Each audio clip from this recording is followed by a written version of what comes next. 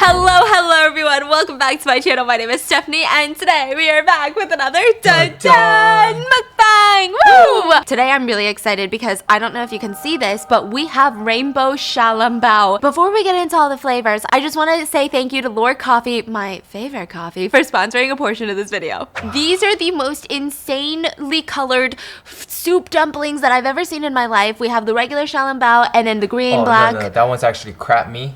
Over there? Oh, you don't know what these are, do you? Wait, I thought it was all the same, just different colors. Oh, no. What? The green one is ground loofah, shrimp, and pork soup dumpling. Okay. And what's next? Black? The black one? Black one is truffle pork soup dumpling. Okay, and then the red? Scallop and pork soup dumpling. The yellow? Chicken soup dumpling. The black and white? The black and white. Sea cucumber and pork. The pink and white?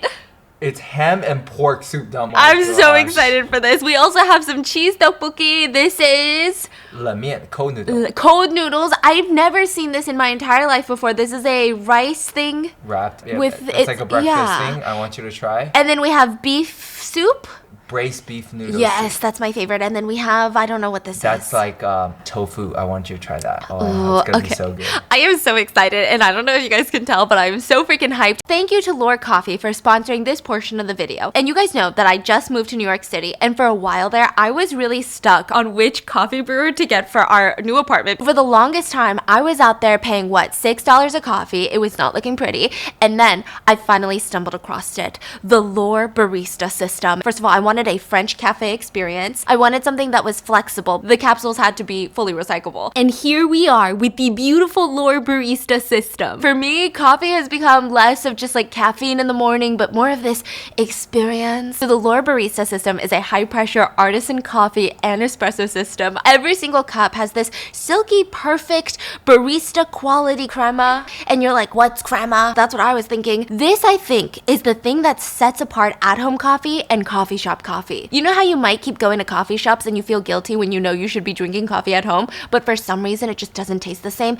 It's the crema. It's a result of the coffee bean oils emulsifying during the brewing process, and it creates these micro bubbles, and it just adds this silkiness to each sip. For me, the crema has been like the sign of quality coffee. It uses this high pressure system. I know my coffee freaks are gonna die when they hear this. It's got 19 bars of pressure, similar to cafe quality espresso machines. The Lore Barista system can create a variety of beverages, so whatever you're feeling, whatever time of day, you can choose between 6 different beverage sizes, different flavors, exotic roasts. Just to show you how versatile it is, the espresso range includes small, medium, and large espresso. The coffee range is small, medium, and large. 6 different sizes. The Lore Barista system is compatible with Lore single-serve coffee and espresso aluminum capsules. They're fully recyclable, and it's also compatible with other aluminum espresso capsules. Make sure to check out the Lore Barista system, linked in the description, and the Lore Barista system and coffee and espresso capsules can be purchased on Amazon. Thanks to Lorcoffee for sponsoring that part of the video. Now back to our regular content. Oof. Wow. What are you gonna do? I'm gonna go. Should I go in order? Be careful. There's still juice No, inside. Oh, you broke popped. Mine popped. Mmm. Mine popped. Mmm. Wow. Oh, that's good. Oh my gosh. I'm sorry. I have to get some noodle. Okay, I can't reach. I got you, babe. We're talking about one of my favorite things today. I got tteokbokki on my shirt. I love these beef noodle soups. They're one of my favorite things to eat ever.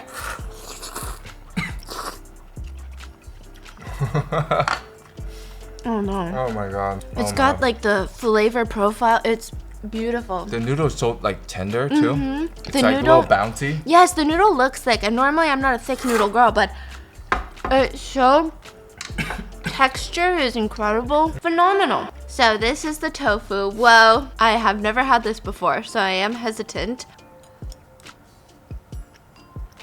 How is it? Whoa. Is it weird? Yeah, but I love it. Wow. Is it interesting? It's so interesting. The tofu is so silky.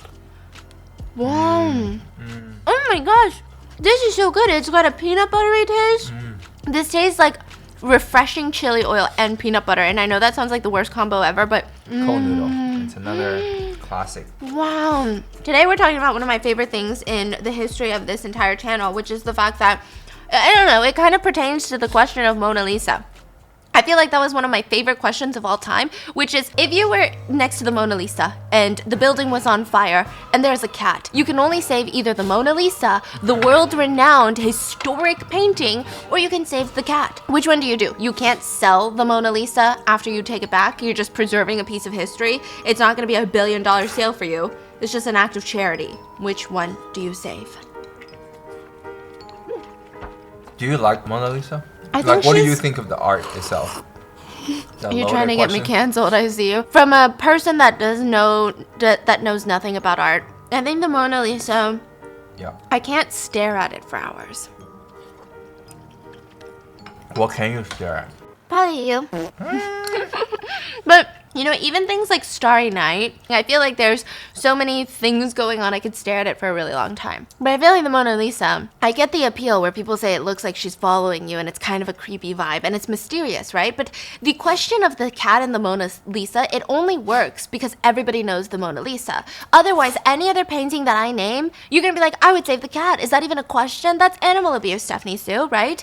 So why did the Mona Lisa even get famous? Do you know that is one of the most intriguing mysteries of all time? I feel like we just all know Mona Lisa, like she's our best friend, okay? But do we really know? Who even is she? Why is she easily the most recognized piece of art in the entire world? Is it because she's a work of Leonardo da Vinci? Is that it? Can you guys list all of his other works? All of them? Try this. Soy milk. Weird, huh? So interesting, because he always wants me to drink soy milk, and I'm always like, I don't know. Like, what if I just always brought you a glass of milk? I'm like, try this. It's cow milk. So good. Really? Yeah, Okay. so good. Which one's your favorite color soup dumpling so far? First one, the crab. Oh, okay. You? Mm-hmm. That one's apparently truffle. Oh, it's so good. See, you can't list all of his works. Maybe you can. Maybe you are artsy fartsy. But why Mona Lisa? Why is she the most popular? Some say it's because the Mona Lisa is shrouded in mystery. Even the year that she was painted is up for debate. It's a mystery. Nobody knows. And it's still not clear who even inspired the Mona Lisa. We don't even know who the fork Mona Lisa is. Was she a real person? Some people think that she is. That she's a portrait of Lisa del Giocondo. I'm saying it wrong. The wife of a wealthy Italian silk merchant who allegedly commissioned Da Vinci to paint Lisa's portrait. He was like, hey, Da Vinci, come over here. I'm going to pay you a bunch of money. I need you to paint a picture of my wife. Because back in the day, they didn't have photos, you know? So, like, how are you going to know which one's your wife? You gotta remember, when you wake up senile in bed when you're, I don't know, 31 back in the day. Italians seem to like this theory because Lisa's last name means happy or joyful, so it's almost like happy, joyful woman. Now, side note, the wealthy silk merchant did commission Da Vinci to paint his wife in celebration for the birth of their second son. It was like a push present, but we can't be sure that it was Mona Lisa specifically. Like, we can't be sure that this is the painting that came out of that commission, and I'll tell you why.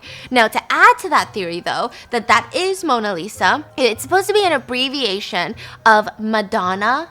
Like, Madonna is Mona, right? And Lisa, my lady Lisa. So they think that it's the woman Lisa, right? The wealthy steak merchant's wife. Which is unrelated, but Mona is also apparently a slang term for female genitals in northern Italy. So, Lisa, technically, if you want to be, you know, trendy with it. One of Da Vinci's friends said it took him 4 years to finally finish the Mona Lisa, and he claims that Da Vinci never finished the Mona Lisa actually, that it's left unfinished. It took him 4 years and he could never finish it. But this is where it gets very interesting. To all the art people, to all the experts, to all the human knowledge, we have been told that Mona Lisa is a finished painting. It's unfinished. Yeah, so there's a speculation that it's not even a finished painting, which what else was he gonna add to it? And did you know the fact that Mona Lisa has no eyebrows was not intentional? People are like, haven't finished the eyebrow? No, it's likely that she did have eyebrows, but the paint got faded in time. The problem with Mona Lisa being a wealthy Italian woman commissioned by her husband, it doesn't make sense when you factor in the fact that Da Vinci moved to France and he brought the Mona Lisa with him. Which, why would you bring a random painting of a random rich Italian woman with you when you move out of Italy to France? And like, what about that commission? So the theory is, Mona Lisa had much more significance to Da Vinci. Now, here's where it gets interesting, okay? just so you know where this is going, we're not just debating theories about who Mona Lisa is. Have you ever heard about what happened to Mona Lisa? She was stolen. The Mona Lisa, arguably the most famous painting in the world, it's insured at nearly $1 billion. It's the highest insured piece of art in the world, was stolen. We're getting into the crime. Oh, why am I so obsessed with the Mona Lisa? Do you have a desire to go see it? I heard it's a tiny painting. Yeah. In a room, in a bulletproof glass, which wasn't always there. You wanna know what's something interesting? The Mona Lisa has fan mail. The Mona Lisa has its own P.O. box and people write her fan mail, which I wanna know what that kind of letter is like. They write to Mona Lisa. Dear Mona. Whatever this is so good. So the theory is Mona Lisa was a lot more important to Da Vinci than we think. I mean, maybe it was his mistress, maybe it was someone that he was in love with, maybe it was just someone special to him. Some people think that Mona Lisa is a self-portrait of Da Vinci. This is a wild theory, but hear me out. Look at these two pictures. This is Mona Lisa on the left, and this is Leonardo da Vinci on the right. I mean, I can kind of see it. It's not necessarily a portrait per se. It's not like a selfie, but maybe it depicts a female version of himself. So yeah, there is a lot of crazy theories on why Da Vinci painted the Mona Lisa, which again, the mystery of it all makes Mona Lisa stand out in the art world. I feel like humans are just drawn to a little mystery, especially when there's a mysterious woman at the center of it, and it seems like her eyes will follow you through the room. But let's get back to the facts. After Da Vinci died, the painting ends up with Francis and then subsequently his successor, and that was Louis XIV. He moved Mona Lisa's painting to the Palace of Versailles and then later to the Louvre. Which, side note, did you know Mona Lisa was also displayed in Napoleon's bedroom? And I get it, I'm just saying, I get it. There was no Playboy back in the day. But like, I don't know. After Europe said bye-bye to Napoleon, the Mona Lisa was straight back in the Louvre. I mean, this is the bougiest treatment that a piece of art can receive. But literally at this point, nobody knew the Mona Lisa. I mean, it didn't matter that she was in the Palace of Versailles. It didn't matter that Louis XIV cared about her or that Napoleon cared and potentially had her next to his bedside, you know what I mean? It didn't matter. You could have had it at a thrift store and nobody would think about it. Like at this point, it was valuable because it was a Da Vinci piece of art, but not because of the art itself. She wasn't even the most prized artwork in the Louvre. She was the side girl. Which, at the time, the Louvre wasn't even the fanciest art gallery either. The Louvre was like... It's a loser. Yeah, the Louvre was kind of a loser at the time. So anyway, for the next 300 years, nobody cared about Mona Lisa. She was not a main character. She was a side No, she wasn't even a side character. Now, the Louvre back then, just to preface, was not what it is now. Nobody flocked there. No tourist went there. And honestly, it had so few visitors that the security was laughable. Okay, think about what you think the security was like in the Louvre. So, like our front desk, Joe. Just an average Joe. Like if you were hiring for the Louvre, would you look for someone who's jacked, someone who's ripped, someone who's fit? Is there a certain age group? Not to be ageist, but it is a security guard, so they have to be what? Physically fit, right? Mm-hmm. So what would you look for? Someone like me. No, that's not who they looked for. I think I have better security in this apartment than the Louvre had back then. The security guards that they employed were all senior citizens who were notorious for snoozing on the job because grandpa's got to take their midday naps. So they would just fall asleep on the job and you would walk in and look at the art. And take a painting. Yeah, and then walk out. And the man who would turn Mona Lisa into the famous Mona Lisa that she is today wasn't born till hundreds of years after Da Vinci was born. So it's not Da Vinci who makes Mona Lisa famous. Da Vinci the person who stole it? Yes. Okay. It's crazy. Okay, so let's talk about was a guy named Vincenzo. Did I just go on YouTube pronunciations? Absolutely. So if I'm pronouncing it wrong, don't come for me. But Vincenzo was a poor, uneducated Italian worker who was a bit of an alcoholic, and he always resorted to crime. Like this guy was a thief, and he was a violent criminal. He assaulted a sex worker once with a knife, so it's not really someone that we should be rooting for. And he got a whopping 8 days in prison for it, so I guess we also shouldn't be rooting for the justice system back then. At some point, Vincenzo, he moved to France and started working for this glass company. Get this. Like, what are the odds? This glass company, and I always think it's so fascinating that there's companies that have such a small niche that they're in. This glass company made protective glass cases for works of art for museums. So they made all the glass cases for the Louvre. And you're like, why did they need glass protection on their paintings when their security is laughable? Well, recently a protester went in there and slashed a piece of work as political protest. So the company was hired, and Vincenzo was tasked with making the glass for the Mona Lisa painting himself. Now, apparently, and this is kind of pertinent to the story, there were a lot of tensions, and I didn't know this, but around this time, the French hated the Italians. They thought the Italians were, quote, cheap Europeans. They called the Italians this name, which technically is just, it's the name of a pasta. But I'm not going to say it in this context. It sounds classist. That's what I could find out online. It sounded like it's a very cheap pasta. It's a very small, tiny little pasta. So they kept calling Italians that. Vincenzo was treated like ass in France. This guy was bullied, beaten. When he went out to eat, people would put salt and pepper into his wine when he was paying for his wine. I mean, it was that bad. They really did not get along. But Vincenzo, he was getting annoyed. I mean, this was all so hypocritical. I think him being in that workplace, him being at the Louvre and making these glass cases, he's starting to get frustrated. He's like, you know what? These French people, they're turning their little noses up at me because I'm Italian, but they're over here creating glass cases for an Italian artist that they're all praising. So how are you going to sit there and be like, have you seen the newest Da Vinci? When you, sir, don't like Italians, right? The country treated Italians so poorly, and to make matters worse, Vincenzo realized that the French had some sticky fingers. Oui. They had stolen thousands of artworks from Italy and really all around the world, you know what I mean? So Vincenzo, he's feeling a bit angry. He felt like the French needed a lesson. Besides, is it theft if you're really stealing something that was already stolen? Is that? Yeah. Yeah, I think it would just make it double theft, you know? Like, I don't know how it works, but it's feeling a little thefty. What do you think? Wow, I you're guess. killing it. I love that. Some food he just kills, and this is one of them. Two wrongs make a right, was how he was thinking. Now, let's be real. Before we start praising him, calling him Italian Robin Hood, this guy was salivating over the money too. He knew that if he sold any Da Vinci, he would make a fortune. So he decided to go through with it. He went in with no plan.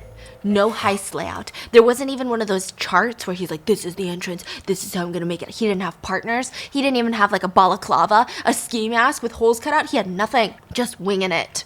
It was a Monday. The Louvre was closed to the public. The staff were also gone that day because it was a long weekend. The night before, they had all gone out clubbing, so not that many people were in for work at the Louvre. Somehow, Vincenzo got his hands on white smock, like a white uniform, which was the same uniform that all the employees wore at the Louvre, so nobody could tell him apart from a regular museum worker. That morning, 7 a.m., he walked straight up to the Mona Lisa, looked around, and he grabbed it. He just took her and put her under his arm and walked to the service staircase. Before he left the building, though, in the staircase, he managed to wiggle Mona Lisa from her frame. So he rolled her up to hide her in his jacket. And he got to the bottom door, the main door to freedom, and it was locked. So Okay. what is this? Yeah. But also, you said at that time, Yeah. Mona Lisa wasn't that famous, right? Yeah. Is that correct? Uh-huh. Is it just like kind of an expensive painting? As long as you say it's a Da Vinci. Ah. People would pay anything for any Da Vinci. But it wasn't what it is today. Okay, so it's still probably worth millions. Oh, yeah. Okay. Millions. Okay. Got But it. not a billion, you know? You can't even buy the Mona Lisa, which I think is interesting. So this guy rolls up Mona Lisa, puts Mona Lisa in his shirt. At least take her on a date first, right? And now the door is locked. So how is he going to get to freedom? How do you think he stole the Mona Lisa? He walked out the front door. No? No, he stole the Mona Lisa. He stole nearly $1 billion with one screwdriver. He took the screwdriver out of his pocket and just took off the whole doorknob. There was no security alarm. Didn't even try to MacGyver his way out. He didn't try to pick the lock. He just screwed the whole lock off. And he's out? And he was out. But right as he's exiting, he bumps into a plumber who looks at him in his white uniform and he's like, hey, you work here? I think there's a clogged toilet in here. I gotta go in here, right? Hey, where did the doorknob go? Vincenzo says, I don't know, I just got here. So he U-turns it back in, pretending like he just opened the door. And he was like, oh, that's so weird. This is a weird doorknob situation. He didn't leave? No, he was like right about to leave the door. And then he was like, oh, I was just fumbling with this as I was closing it behind me. And like, now there's no doorknob. I was thinking the same thing you were thinking, which is like, where the hell is the doorknob? Anyway, I gotta go clock in. So he pretended to go back into the building. And when the plumber was finally out of sight, Vincenzo went back out and escaped. That was it. So a painting was now missing from the Louvre. Not just a painting, but the Mona Lisa. Not that they cared at the time, but still, a Da Vinci was missing. So was a search done immediately? Were they in full lockdown? Did France have a shit show on their hands? Did the freaking prime minister get involved? The first person to notice the missing painting was about an hour after. But the maintenance director looked at this empty part on the wall and was like, I feel like the Mona Lisa is getting like a bath. So these paintings have to be cleaned meticulously, frequently, because all that dust and things that settle onto the painting, it's not good. So they're like, oh, she's probably getting cleaned right now. She's showering right now. Yeah, she's like in the bath. And then a couple hours later, still not there. And this is the crazy timing of it all. The Louvre was documenting their paintings and they were taking pictures of all the work that they had. But the lighting inside sucked. So they were taking all the paintings onto the roof to be photographed. Okay. So they were like, okay, she's probably getting photographed right now. Paparazzi time. There were a ton of reasons why it would have been missing, so they just kept shrugging it off. Nobody raised any alarms till a whole day later. And the person who noticed it wasn't even a worker. I'm getting so stressed. There was this dude. He was known to just go to museums and copy paintings. So he was really good at painting, but he didn't have ideas of his own. So he would sit there and copy the painting, and he never tried to forge it. He was never like, oh, this is the authentic Mona Lisa. The one at the Louvre is not. He would just go, paint it, and sell it for cheaper, right? So he came to paint the Mona Lisa. He had done one by one all of them at the Louvre, and today was Mona Lisa time. He brought all the colors that he would need for the Mona Lisa. He's like, where the fuck is the Mona Lisa? He's getting annoyed. How can I draw the Mona Lisa if I can't look at the Mona Lisa? So he kept asking and pestering the employee, is she done taking a bath now? Is she off the roof now? Did you guys get the picture? Where is Mona Lisa? That is when they realized, oh my God, she's gone. Nobody's seen her. Nobody knows where she is. And even then, nobody freaked out. They just hoped that someone had accidentally misplaced her. Instead, they found out that Mona Lisa's frame was in the stairwell, and finally they were like, we've been robbed. And as soon as the story got out, it was all over the news internationally. Mona Lisa was on the front pages, and just to show you how much the Mona Lisa was not well known, the freaking Washington Post posted the wrong picture of the Mona Lisa. They posted Mona Vanna instead. Mona Vanna. Yeah. I mean, there are some resemblance, right? There's a whole areola out on that one. Oh, that's true. That's true. Yeah. I didn't see. Oh, you didn't see. You're such a good fiance. Everybody loves a good conspiracy, so the theories start pouring in. Well, it must be Da Vinci back from the dead. Yeah, the French immediately started pointing the fingers at us. Well, not us, but American billionaires. A huge theory was that J.P. Morgan himself wanted Mona Lisa, but for some reason he couldn't buy the Mona Lisa, so he hired people to conduct a heist for the Mona Lisa. Some thought it was a German emperor. Yeah, the emperor who did it. I mean, there were just so many of these crazy conspiracy theories. And that is why Mona Lisa is so widely known today. Because all of these conspiracy theories, I mean, they were looking at Mona Lisa. They were looking for her as if she was a missing person. All of the missing posters for the Mona Lisa looked like missing persons posters. They treated it like Mona Lisa herself was gone, was vanished, had been kidnapped. Even Louis Lepine, the most renowned detective in France, was brought in. So he was called the Sherlock Holmes of his time. And he brought in 60 of his best detectives to find Mona Lisa. And the first lead was that plumber. The plumber was sitting there and he's like, I did see a weird employee. And you know what? I mean, I didn't really think that was weird at the time, but now that I think about it, I guess it's not that common to have like a complete doorknob missing, huh? Well, that's weird. Yeah, so the doorknob was missing for sure. Yeah, where the frame was found, near where That's crazy. I should have probably told you guys, right? But it had been a day. So the guy was long gone, and the plumber did not pay much attention to him, so he couldn't even give a good description. Lapine was a pioneer of fingerprint technology, by the way, so he tried lifting fingerprints from the Mona Lisa frame. And they had about 750,000 fingerprint cards to compare them with, which is a lot. And you're like, that's so advanced, right? But that's not a lot. 750,000 fingerprints? Yeah. That's not a lot. So here is the problem, though. Uh-huh. What do you think the problem is? So they got fingerprint from the frames, right? One fingerprint? What's the problem? I don't know what's the problem. What is the problem? I don't know. You tell me what's the problem. Mona Lisa is missing. That's the problem. Think about back then, the technology. So you have to like lay on top of it and to match it? Yes! All 750,000 of them. So they did not have the time or the manpower to even compare the prints to the 750,000 that they had on file. So it's useful, but completely useless at the same damn time. Now, Lapine was also really good at investigating the whole thing. The way that Mona Lisa was taken out of her frame was done in a way that indicated that this person knew not to damage the art. Someone who was highly skilled.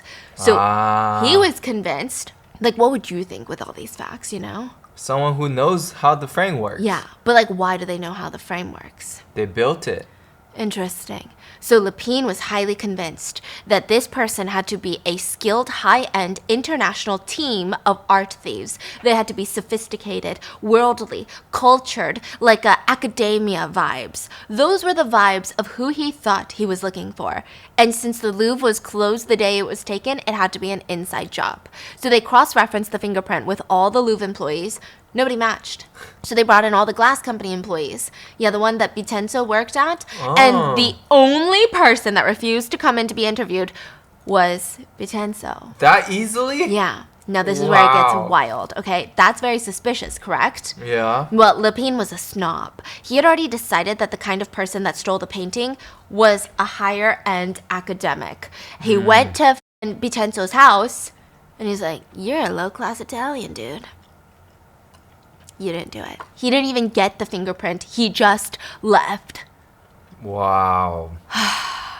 Vincenzo was just not high class enough for this type of heist. It couldn't be him. Now, the Louvre had to close because so many people were flocking not to appreciate the art, but to look at the mark of the empty wall where Mona Lisa should have been. They closed till the chaos died down and the police waited. They thought that the thief would come back with a ransom, demanding money. But nobody ever did. Even when the police put out a high reward for anyone who had information on the Mona Lisa, nothing. Then the first arrest. Oh, this is gonna come full circle. A poet was arrested because he said his friend had stolen the artwork. And the police are like, okay, what was your friend's name? Pablo. Picasso?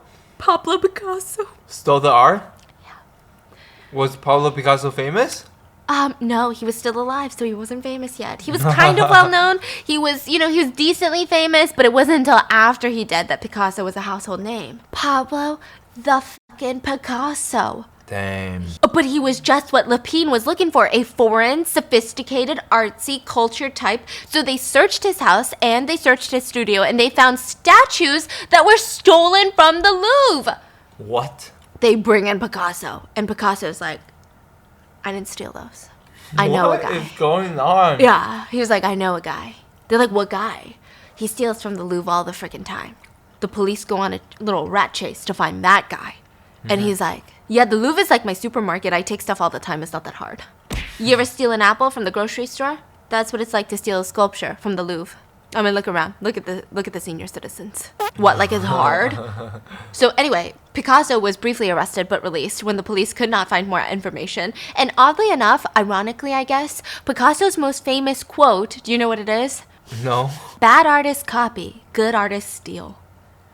And he was accused of stealing the Mona Lisa at one point. So anyway, as the months went by, the news stories dwindled, the leads were getting slower, and Lapine was forced to retire, with this case tarnishing his amazing reputation. Meanwhile, Vincenzo went home to Italy with his famous painting hidden in the trunk of his car. So he had a false bottom that looked like the bottom of a trunk, but when you lift it up, there's just the Mona Lisa.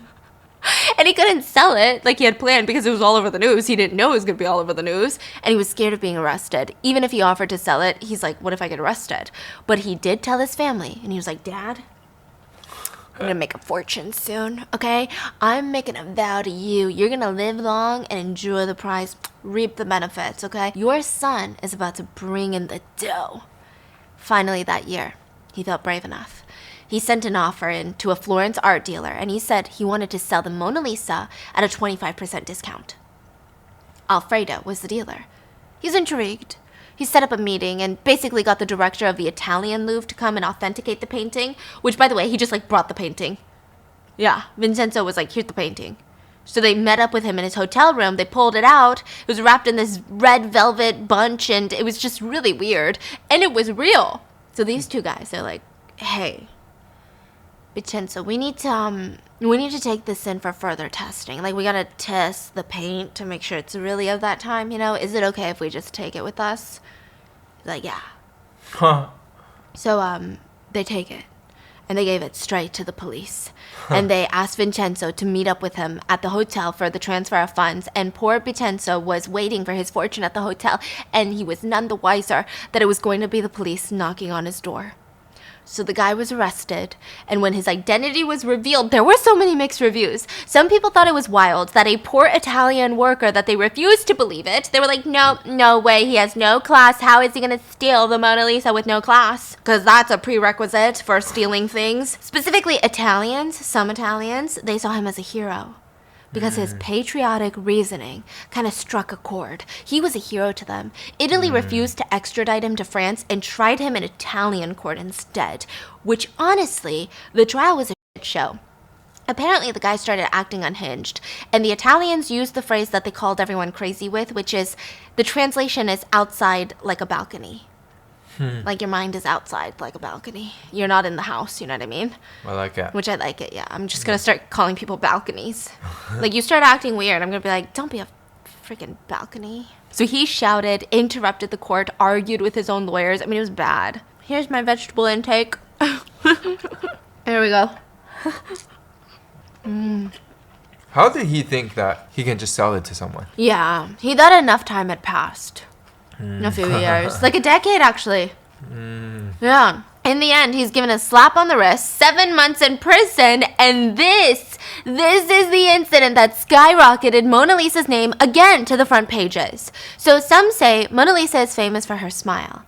Others say it's because she's a work from Da Vinci. But honestly, this story is the reason that she ever got any publicity. Nobody knew her name. Nobody knew her face before this. It is the most famous theft of anything in history. And all it was one guy, one screwdriver, no collaborators, no team, no insane heist, no professor. He walked in, took a painting, and walked out. But nobody knows who he is. Yeah, nobody knows who he is. It's so weird, no? Right? Yeah, nobody even knows that the Mona Lisa was stolen. It's so interesting. And when I ask people, did you know Mona Lisa was stolen? They're like, what? Recently? It's at the Louvre. It has, its own room and stuff. I'm like, she was stolen. She was jacked. She was kidnapped. She vanished. So she was displayed in Italy for 2 weeks and then returned to the Louvre in 1914. And she has since been there ever since. In 1956, some guy threw a rock at her and shattered her glass case and damaged the painting a bit. And then another guy claimed to be in love with her and tried to cut her with a razor blade to steal the painting. So after that, she is now encased in bulletproof glass. She has her own room at the Louvre, and she's deceivingly small. You guys have seen those troll memes, but museum goers have about 30... I think like this. What? And it's in this big room. And everyone's trying to take their little Instagram story or Instagram pic. Yeah. So interesting, no? Yeah. Do you think people go to see the Mona Lisa? What percentage of people are genuinely there to see this work of art? 2%. No, 0.2%.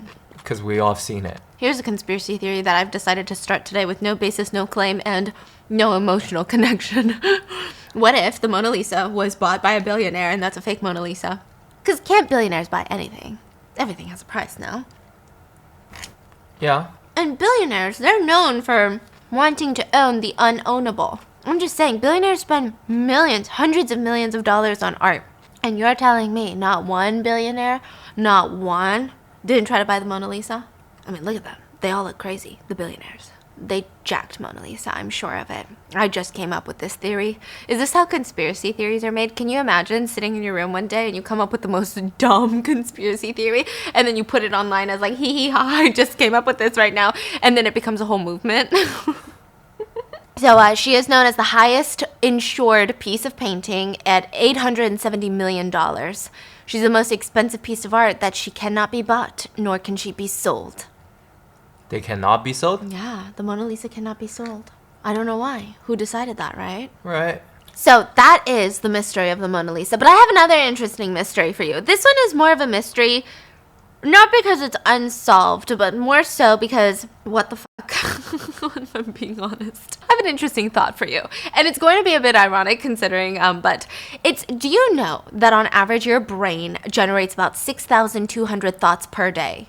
That's a lot of thoughts. That's a lot. I mean, to be fair, not all the thoughts are relevant or groundbreaking or innovative ideas. Most of them are what we categorize as junk thoughts, like they're spam mail. It's random, it's meaningless, and they just fade in and fade out of your consciousness. You don't even take note of it. You're not even like, oh, I thought about that in the shower today. Like maybe you just remember a random song, or you're like, that smells good. That's a random passing thought. It's useless. But not all thoughts are that innocent. Do you know what an intrusive thought is? Intrusive thoughts freak me out. It's like a thought where, have you ever been out on the balcony and you're like, what if I just jump really high and off the railing and into the sky? What if I would do that? I mean, why would you even do that? That's dumb. Clearly, I would never want to do that. Clearly, I would never want you to do that. But it's an intrusive thought. That's literally what an intrusive thought is. Maybe you're at the grocery store and you pick up a piece of gum and suddenly the intrusive thought is, what if I just eat it? What if I just put it in my pocket and I walk out right now? You know, what would they say? I'm sure I could get away with it. And these are normal thoughts. You're not a weirdo unless you actually act out these intrusive thoughts, right? You're so not just like negative, evil, illegal, or just any crazy thoughts. Yeah, and a lot of people have intrusive thoughts, like really weird intrusive thoughts. Like you ever see a random boil on a wall? I just saw this on the New York City subway on TikTok. Random what? There was a New York City subway TikTok where, you know, the podiums inside the subway station. There was one where the paint was a bubble like this.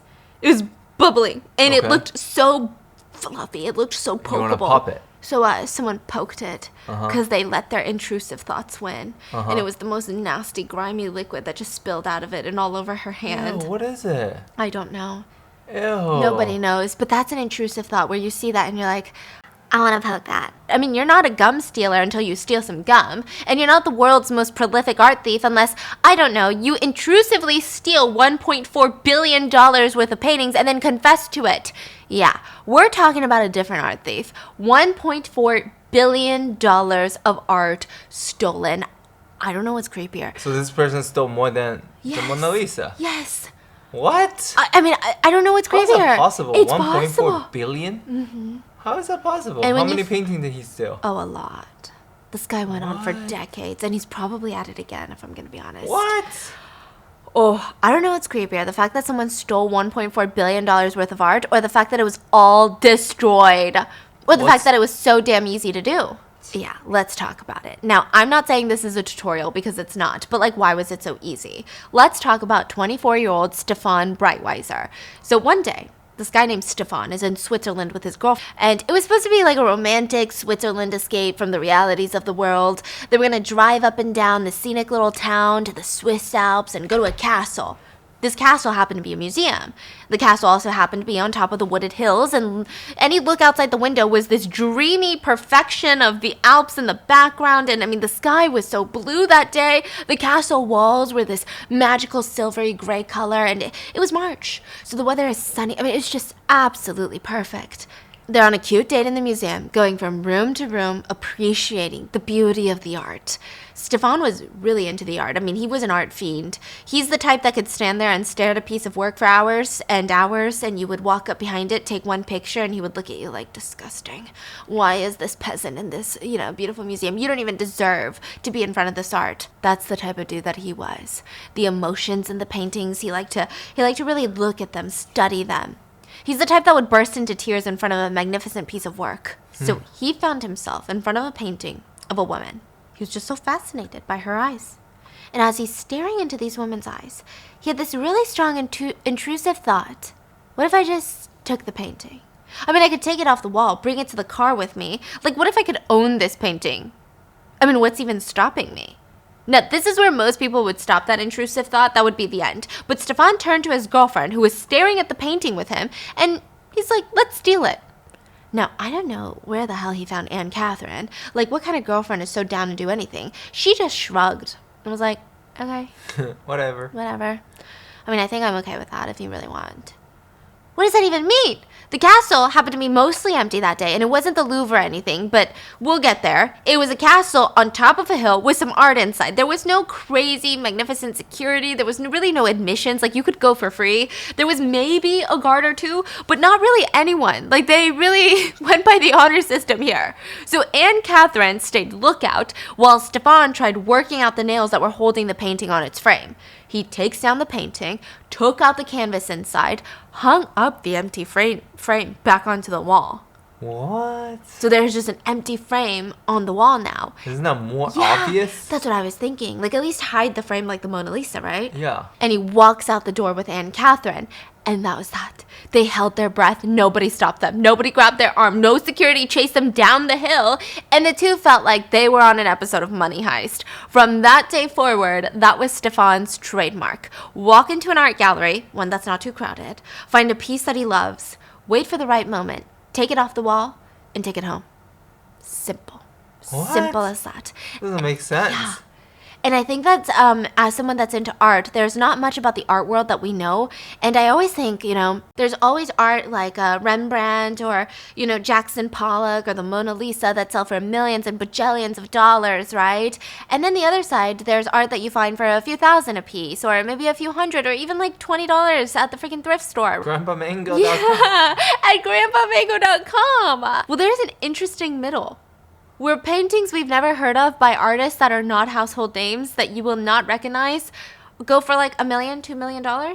Yeah, there's a middle ground. It's like a contemporary. That's a lot of money. Who even has like a couple million to spend on art? But you've never heard of them. It's not like you're owning a Picasso. Yeah. So Stefan was out there targeting those paintings. He would steal paintings that were worth a few $1 million. Since those were the paintings that were not so crowded, they are not so guarded, they're in smaller museums, and he would simply cut the painting out of its frame and leave an empty frame on the wall. I mean, it's crazy. Stefan didn't have any crazy epic music in the back, no dark and mysterious attire, no sunglasses, no fancy elaborate getaway cars, no plotting, no professor, nothing, literally nothing. He just walked in there with a screwdriver and he would pry the art out of the frame and leave with his girlfriend as the lookout. So another screwdriver. Yeah. This is like $2.4 billion taken by a freaking screwdriver. It's the only thing you need in life, a screwdriver. Stefan was later interviewed and he gave his tips and he said, don't worry about the car. Anywhere near the museum is fine. Just park anywhere and make sure to get there around lunchtime. That's when the security guards are thin. The security staff rotates. They're out on lunch. They're short-handed. Dress sharp, shoes to shirt, topped with a jacket that's tailored, not baggy, but has a little extra room for the painting. Who's he talking to? An interviewer. He's like, you want to know how I did it? Let me tell you how I did it. Okay. Carry a small Swiss Army knife stashed in the pocket. Be friendly at the front desk. Buy your ticket, say hello, and you have to focus.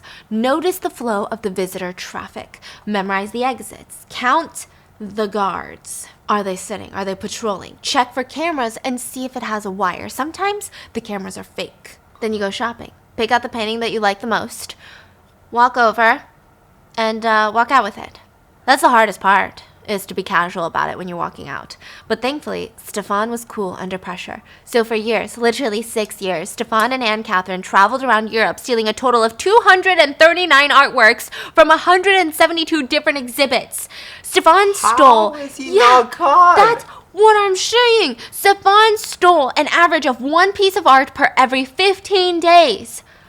He was considered arguably the most consistent art thief, and he was prolific. He had an estimated net worth of $1.4 billion because your net worth is all the assets you have. And but he can't sell it. Nor did he want to. Huh? He didn't even really want to sell it. You just want to see them? He wanted to see them. He loved the pieces. He wanted to. And you know what? People really have a hard time hating on Stefan because the argument is, isn't that what art is? instead of selling it to a random millionaire who just wants to flex and preserve it or park his wealth there, or I don't know, tax evasion, right? Is it better to do that? Or is it better to have it in the home of someone who will genuinely look at it every single day and appreciate it?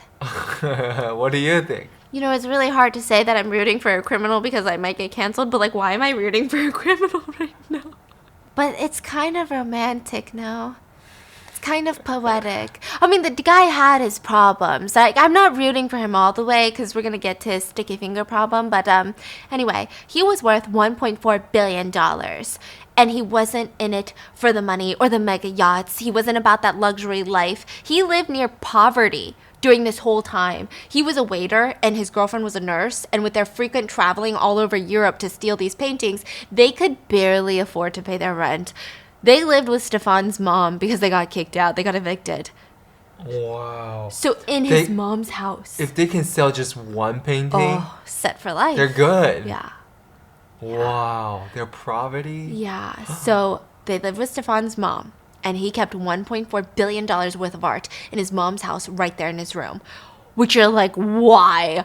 I mean, it doesn't even make sense. First of all, paintings are hard to steal because it's hard to sell without getting caught. I mean, how do you even advertise for it when it's one of one and it's been stolen? You would need some crazy underground connections that wouldn't rat you out or come out to get you for that high price. And it's weird. Anyway, Stefan said he wasn't stealing the art to make a profit to begin with.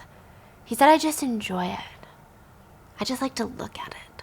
So this guy just had $1.4 billion in his room just sitting around, but he still needed his mommy to pay for his basic needs. And it seemed like this would be his life forever. He would escalate and escalate till he stole more and bigger and better and more beautiful art that he loved. And then he would be a billionaire, the poorest billionaire that ever lived, that nobody even knew existed. Like, what would even happen after he died? It would have been a crazy story. You know, man's house found with $1.5 billion worth of art. Oh. But by 2001, Stefan and Anne Catherine were just not getting along. They were fighting all the time. This was this recent. Yeah. Oh, this I know. Is very recent. It sounds like it was around the same time as the Mona Lisa being stolen. No, it was like when I was born. That's a while ago. They were fighting all the time. You know, Anne used to be really supportive of his stealing career, but she's starting to feel trapped. I mean, they couldn't go anywhere without him stealing $1 million. It's stressing her out. The anxiety is getting to her. They had been together for what, 10 years now? She wanted to have a family, settle down. But it's hard to have kids when your husband has a secret art collection that's worth billions and could be arrested any day now. And what if the kid fucks up the paintings? What if the kid is like, hey guys, I have a Van Gogh in my apartment. Bitch, you can't even have friends over because how do you explain? No, you cannot go in that room. No. So Anne is starting to feel frustrated and Stefan is not slowing down. Not only is he not slowing down, but it seems like he's getting cockier. Tensions are high between the two to the point where Anne said that she didn't even want to be looked at anymore. She wanted out. Stefan didn't even try to stop her or quit for her. He said that he would just steal alone. And he started getting really ballsy. He stole a wooden Madonna and child sculpture from a church. The whole thing weighed over 150 pounds. He hauled it to his car and drove it home. How? I just don't understand. This is my conspiracy theory. You think some things just take confidence? Yeah, I guess. You think this is one of those things? I mean, I'm assuming so. A dude must be really, really, really confident. Mm-hmm. There's no way that he never ran into people. Yeah. Right? He's gotta run into some people, and he's gonna act so confident. Do you think you could ever do that? Nah. Oh my I hate God. that. Me too. I hate that. Yeah. Jeez. And one time this guy even stole a 17th century tapestry. It was 10 foot by 10 foot. And he stole it from a museum on top of a hill. So he had to haul that thing down the hill because that's the only place where parking is, put it on top of his car, and haul it home. I feel like this guy was invincible. And he was feeling that way. That is, till he got caught in Lucerne, Switzerland. He saw a bugle. It's like an olden day instrument similar to a trumpet. And it wasn't even that costly. It was like $45,000, which, okay, is insanely costly, but this guy usually steals millions of dollars in a heist. So he's like, oh yeah, that's the one. The only problem was, it was hanging in a glass box, suspended in the air with strings. So he had to not only get through the glass box, but he had to cut off the strings without it crashing down onto the ground. So it was a lot of work that he had to do. So it's like a really elevated job. Yeah. But he's like, oh my god, Yeah. I must have that. And he was balanced on top of a radiator to cut open the display case, snip the nylon cords holding the bugle in place, and he stole it. You think he's just into the thrill? Yeah, because his girlfriend was like, we already have an exact bugle at home that looks just like that. So No what way. are you doing? Yeah. Maybe he wants a pair. You know? The only problem that Stefan had was that he had been arrested in Lucerne, Switzerland before for theft, and he got out with a slap on the wrist. But this time, he didn't wear gloves to get the bugle. So yeah, the police ran the fingerprints, and Stefan was arrested. Which, side note, a random citizen's dog helped catch Stefan. And if you didn't already want to live in Switzerland, the Lucerne police awarded this random citizen's dog a lifetime supply of food as appreciation for helping them catch Stefan. How did he do it? The dog was like sniffing nearby and saw something and started barking and alerted the police. Stefan tried to talk his way out of the arrest. It didn't work. He came up with some random sob story about how he was short on money. It was his mom's Christmas gift, and he just didn't know it was valuable. He just took it because he thought it was a cheap bugle. The police did not buy it. They were already suspecting that he was a bit of a sticky-fingered thief. So they got a search warrant for his house, and they found nothing. What? Absolutely nothing.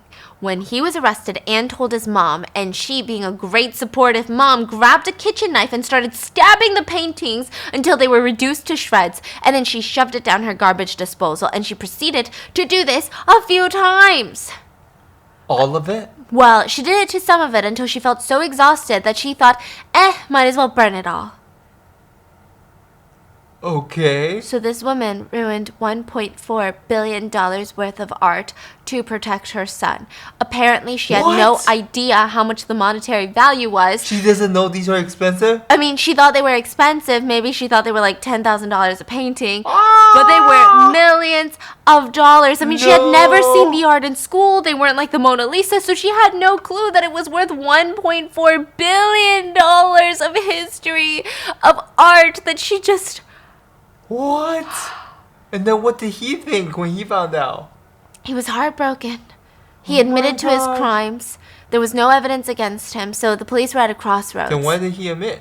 Yeah, and, I think he just wanted to talk about it. He could recall every single piece that he had ever stolen, and he could go into great depth about each piece he stole and how he stole it. So he was sentenced to 3 years in prison. He only served 2. What about mom? She got a few months, yeah. 18 months, I think, yeah. For destroying 1.4 billion? What? Yeah, it's bizarre. I don't know what to say. Stefan tried to commit in prison. It didn't work. His mom also served, like I said, 18 months. And meanwhile, Anne was given just 6 months in prison for being a lookout. But she barely did any jail time. I think she spent like a night in jail, actually. And in 2006, when Stefan got out, he wrote a book called Confessions of an Art Thief. Now, this is where it gets wild. In 2011, the police had reason to believe that Stefan was stealing again, and they searched his house and found 30 or more stolen works, and he was sentenced to 3 years in prison. Oh my god. And in 2019, he was arrested again for trying to sell a paperweight on eBay. The paperweight, you guessed it, was stolen from a museum. And when they searched his house in 2019, they found Roman coins from another museum and other German pieces from other German galleries. And in his mom's house, they found $164,000 in cash found in buckets. So maybe he was selling the art now. And when he wasn't arrested for art theft, apparently Stefan was arrested a few times in between for just straight up shoplifting. So I don't know, it just feels like this guy's got some sort of problem. So he got arrested for shoplifting, but he got away from stealing from museums for years and years and years. Yeah, you know how these stores be. Like, did you know that every Target and Walmart that you go into, they have undercover shoppers? What does that mean? They look like shoppers, but they're security. No way. Are you kidding me? Shut up. That's a regular... What? So what did they do if they see you stealing? So I heard they wait until you steal $5,000 because you usually come back and they make a profile for you. And the minute that you steal a cent more than $5,000, you get arrested for felony. Are you sure? Yes, because I saw so many Reddit threads and so many TikToks about this because if you get arrested for a misdemeanor, it's nothing. Like, you probably get a ticket, maybe, yeah. That's so cool. Is it? Because it's really bad, you know? I mean, it just seems really events. Okay, it's so cool in the sense that if we use that type of energy to stop like murders, that's so cool. But we're using it to stop, shoplifters, which I agree is a bad problem. But, I'm imagining that most of these shoplifters, am I mad that they're...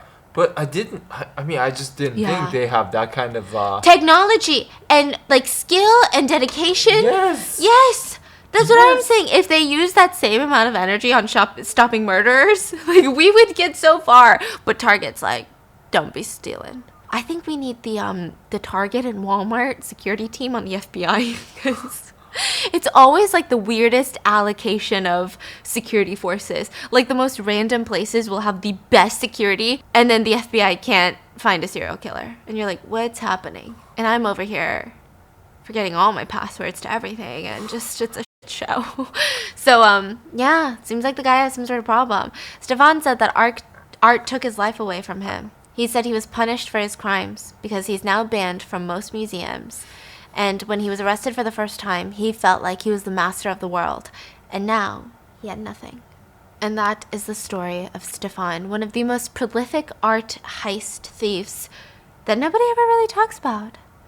I guess it's because there's no epic story of like he had these weapons and this genius plan. But I think it's more epic that he walked into museums and stole $1.4 billion and walked out. I feel like the detail of the stealing must be so impressive. Yeah. How he got away over and over and over and over and over. Crazy. Wow. That's why I feel like this case, maybe confidence does mean everything. Oh yeah, of course. What are your thoughts? Let me know. And I hope you guys enjoyed today's video, and I will see you guys tomorrow. Bye!